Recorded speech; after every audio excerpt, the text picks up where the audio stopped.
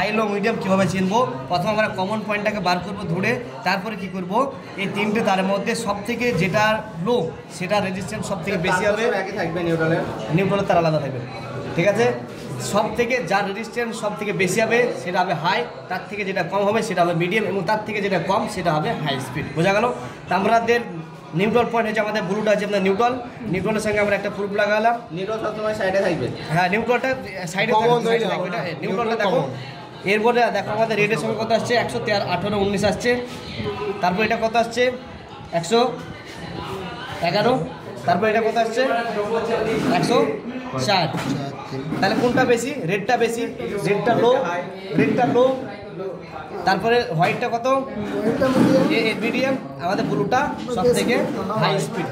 যেটার সব থেকে এই কমনের সঙ্গে এই তিনটে তারের মধ্যে যে তারটা সব থেকে কম ভ্যালু আসবে সেটা হবে হাই স্পিড, তার থেকে যেটা কম আসবে, তার থেকে যেটা বেশি আসবে সেটা হবে মিডিয়াম স্পিড, তার থেকে যেটা বেশি আসবে সেটা হবে লো স্পিড। বোঝা গেল? বাস, বন্ধ করে দাও।